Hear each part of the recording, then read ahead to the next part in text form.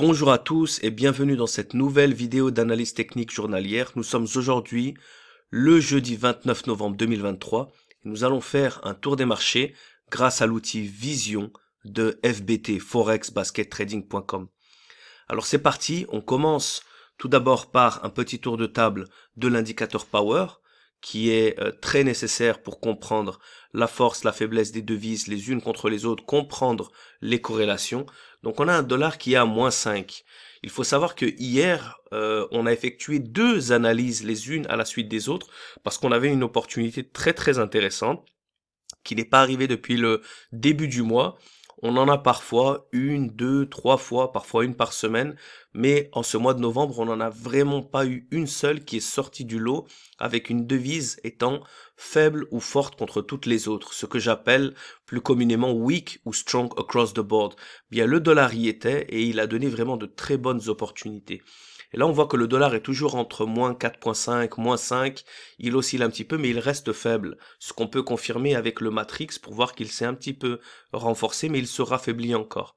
Donc, on va continuer de l'analyser. Par contre, on a des devises qui commencent à montrer un petit peu certains signes de force, tels que le New Zealand qui est à 3, le sterling qui est à 2,5. Par la suite, on a l'euro à -1,5, le yen à 1 et le reste c'est aux alentours des 0,50. Donc c'est pas vraiment très intéressant. Je dois dire qu'il y aurait trois devises qu'on va analyser aujourd'hui, qui sont le dollar, le New Zealand et le sterling. Un petit tour au passage avec l'euro, qui n'est pas corrélé aujourd'hui avec le sterling. L'euro et le sterling parfois sont assez symétriques, ils sont assez corrélés. Donc le fait qu'ils ne soient pas, c'est quelque chose qu'il faut voir également. Donc on va commencer avec un petit tour du dollar. Australian dollar, voilà, l'Australian est à 0, donc malheureusement on n'a pas de tendance.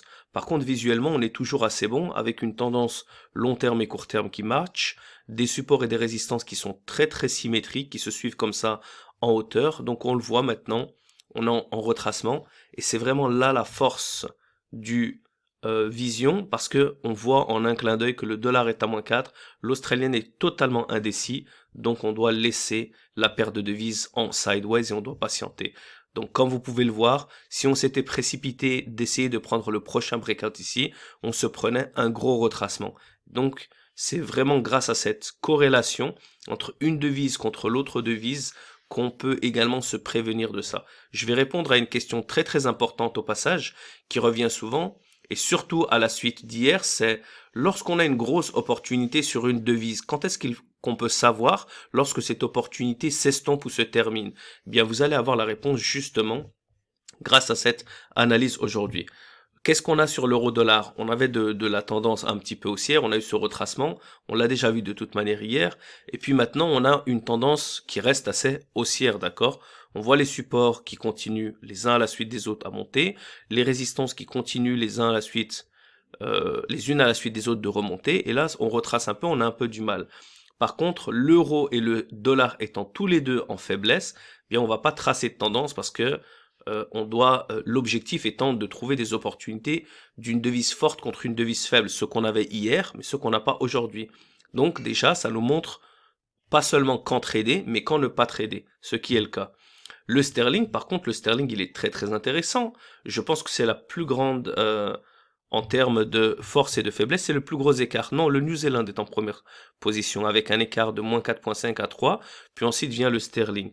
Donc on verra par la suite avec le New Zealand, mais là, qu'est-ce qu'on voit? À long terme, on voit une tendance haussière. À court terme, on voit une tendance haussière.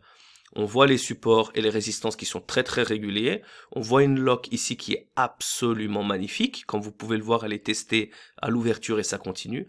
La suivante qui est absolument magnifique, qui vient d'être testée sur la ligne médiane. La deuxième lock qui est absolument magnifique, avec les prix qui viennent rebondir ici sur la ligne médiane. La troisième lock qui est encore une fois absolument magnifique. Regardez, ce n'est jamais une coïncidence et c'est vraiment ce que je veux que vous puissiez prendre de ces analyses. C'est que visuellement, en un clin d'œil, on est capable de voir que, regardez comment les prix viennent tester une fois ici, une deuxième fois, une troisième fois. Ils viennent de former un nouveau support qui match, qui est parfaitement aligné avec la ligne médiane de cette nouvelle lock. Et la dernière, encore une fois, regardez comment ça vient retracer, ça teste un petit peu ici, puis ça teste encore un peu plus bas, ça ne passe pas la ligne médiane. Donc, je vais répondre, grâce à cette paire de devises, à la question. Quand est-ce qu'on peut savoir lorsque les opportunités s'arrêtent? Eh bien, pour l'instant, du fait que les locks continuent d'être absolument respectés, la GMT7 vient de rebondir encore une fois au-dessus de la fermeture. Si elle rebondit au-dessus, si elle rebondit bien au-dessus, si elle rebondit sur la ligne médiane, eh bien ça nous montre encore une fois que cette GMT7 reste toujours dans le sens de la tendance. Si elle est une Marubozu dans le sens de la tendance, c'est encore une fois tout aussi bon. Il faut savoir l'analyser et je vous donnerai les différents points d'analyse de la GMT7. Là, comme vous pouvez le voir, elle rebondit, elle reste au-dessus de la fermeture de la lock. Donc là, c'est qu'est-ce qu'on doit voir? On a du 5 étoiles. Qu'est-ce qu'on doit voir ici? Est-ce que les prix vont continuer vers le prochain breakout? Oui, dans le cas, on est bon. Si les prix redescendent un petit peu, pas cette ligne médiane, on patiente. Si cette lock devient une résistance, là, on patiente. Ça veut même pas encore dire qu'il y a renversement. D'accord? S'il y a renversement, il faut vraiment que ça devienne une résistance et qu'il y ait un nouveau support qui se forme et une nouvelle résistance encore plus bas. Donc, très attention à ne pas prendre des signes de reversal, de renversement trop tôt. On va continuer dans l'analyse avec notre New Zealand dollar qui était le plus intéressant. On avait le plus gros écart. On avait un dollar ici à moins 5 même. Il vient de passer à moins 3,5 à cause de ce retracement. Et on a un New Zealand à 3. Donc, on a quand même un gros écart. Qu'est-ce qu'on a ici? Une tendance absolument magnifique, très régulière. D'un coup, ça casse. Regardons les locks. Regardez comment ça rebondit au millimètre près. C'est tellement beau. Cette lock-là, elle est un peu testée. C'est là où je vous dis, est-ce qu'on doit attendre? Imaginons que vous étiez à ce niveau-là. Oh, ça casse la lock, donc c'est terminé. Non, ce n'est pas terminé. Ça forme un support qui est plus bas que la lock, mais il est toujours plus haut que le support précédent. Donc on est encore trop tôt pour attendre. Et comme vous pouvez le voir, nouvelle résistance qui se forme, plus haute que la résistance précédente, nouvelle lock. Donc attention, il faut savoir apprendre du passé pour pouvoir comprendre ce qui se passe à ce moment-là. La lock ici, elle est touchée, oui, mais elle est touchée jusqu'à l'ouverture de la lock, donc il reste encore de la force. La nouvelle résistance se forme encore plus haut que la résistance précédente, donc il faut retourner un petit peu sur les basiques et savoir comprendre les points un par un, les points d'analyse pour savoir si la tendance est toujours respectée. Regardons ce qui se passe ici ensemble. On a une GMT7 qui est un petit peu du mal ici, elle reste dans le sens de la tendance, une petite GMT7, elle rebondit bien au-dessus de la fermeture de la dernière lock, elle est même au-dessus de la dernière résistance, donc ça nous montre qu'on est encore une fois toujours bon. On a une énorme explosion, on avait de l'opportunité de prendre sur cette lock, sur cette dernière lock, donc déjà on a eu pas mal d'opportunités. Si on les avait même prises jusqu'à ce moment-là, on avait un énorme breakout ici. C'est normal que les marchés respirent comme ils l'ont fait auparavant. Donc maintenant, qu'est-ce qu'on fait? On est toujours bon du temps qu'on reste au-dessus de la lock, du temps que les prochains supports restent au-dessus des supports précédents, les résistantes restent au-dessus des résistances précédentes, la tendance est continuée. Mais là, on n'a encore rien du tout. On a une nouvelle résistance qui va se dessiner, qui est bien au-dessus, donc on est toujours bon. Si ça devient un support, il sera bien au-dessus du support précédent, et on verra les prochaines locks. Donc on continue maintenant dans l'analyse. Dollar CAD qui est très bon, très beau. Malheureusement le CAD est à 0, mais sinon on a de la tendance baissière, à court terme. On a des supports ici qui retracent un petit peu mais qui sont toujours bons, des résistances qui descendent ici. On a ce petit retracement qui est en train de se passer un peu pour tout le monde. Maintenant le dollar qui était très faible et qui se renforce un petit peu. Donc malheureusement on patiente un petit peu avec le CAD. Le dollar suisse, c'est la même chose. Comme vous pouvez le voir, une autre réponse, c'est pas simplement la réponse d'analyse, c'est vraiment la réponse visuelle directe du robot. Donc lorsqu'on a des devises qui retapent les 0, qui retapent les 0,5, les moins 0,5, bien l'analyse visuelle de la tendance et des locks disparaît. Ça vous dit attendez un petit peu. Si vous voulez les rajouter à un basket où toutes les autres devises sont bonnes, libre à vous, mais si vous voulez vraiment essayer de prendre simplement les meilleures paires qui montrent des opportunités, attendons. Et là, on a notre réponse. Hier, on avait des opportunités sur le dollar week across the board, on avait des opportunités sur le suisse, on n'avait pas d'opportunités sur le yen.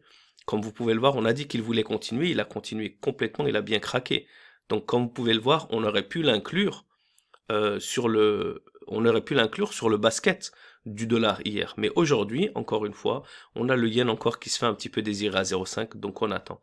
D'une manière générale, on a un dollar qui reste encore en tendance, qui reste encore weak, pas complètement across the board, parce qu'on a un euro ici qui est faible et on a pas mal d'indécisions sur l'australien, le CAD et le yen, ce qui fait que il nous reste pas vraiment beaucoup de paires. Ici, comme vous pouvez le voir, il en reste plus que deux maintenant qui ont des indications techniques. Le reste sont en mode patience.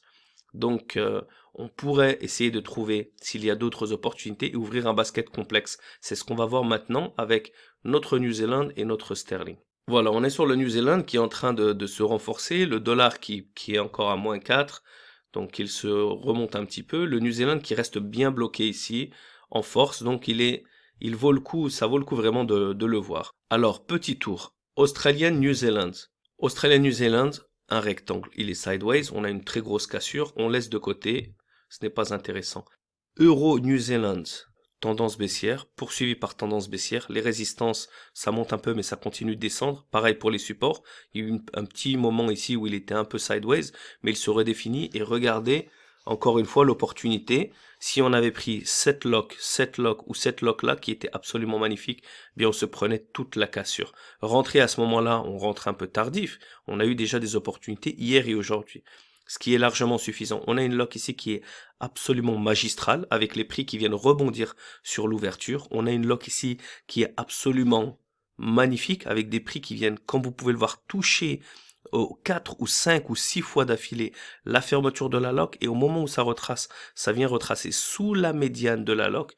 Donc encore une fois, génial. Et la dernière, qu'est-ce que je voulais que je vous dise de plus, avec au millimètre près une chandelle qui vient toucher encore une fois la médiane et une énorme cassure par la suite. Franchement, j'essaye de faire une analyse ici où j'insiste uniquement sur les points visuels, mais il est difficile de ne pas être émotionnel, de ne pas être vraiment pris d'excitation quand on voit que finalement tous les indicateurs sont là et qu'on atteint du 5 étoiles. Et c'est ce que j'ai envie de vous transmettre, parce que l'excitation et la psychologie, elle ne doit pas être dans le fear of missing out. Ça fait 3 jours que j'ai pas tradé. Non, on dit nul, nul et nul. On ferme les marchés. On doit être content quand on a des opportunités comme ça. On continue encore. Donc là, c'était vraiment du basket de niveau 2 avec des opportunités également sur le New Zealand. On a pour l'instant un sideways, on a un euro New Zealand qui est absolument magistral, on a un sterling New Zealand qui est sideways malheureusement. On a un NZD CAD qui est encore une fois qui n'est pas intéressant du tout. Il est sideways, même s'il a une cassure, on a du mal. Là, ça monte tout doucement, mais non, on est encore pas bon du tout. Et le New Zealand dollar, on l'avait déjà vu avec le dollar. Donc on a une opportunité ici sur l'euro New Zealand. Ce qui nous fait penser qu'on doit aller voir l'euro, parce que la seule opportunité du New Zealand, elle est avec l'euro. Donc avant d'aller voir le sterling, je vais faire un petit tour d'euro pour voir ce qui se passe, parce qu'il avait une opportunité contre le New Zealand, et là on voit une seule opportunité contre le sterling.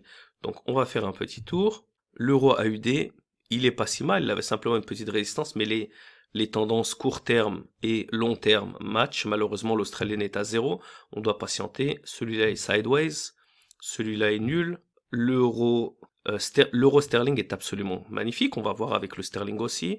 Tendance long terme, tendance court terme qui match, une lock absolument respectée, une lock qui est même pas touchée du tout aussi, une lock ici qui vient de rebondir juste sur l'ouverture qui est absolument magnifique, et une dernière lock qui vient de bien craquer, et une GMT7 qui vient de rebondir juste sur la fermeture de la lock.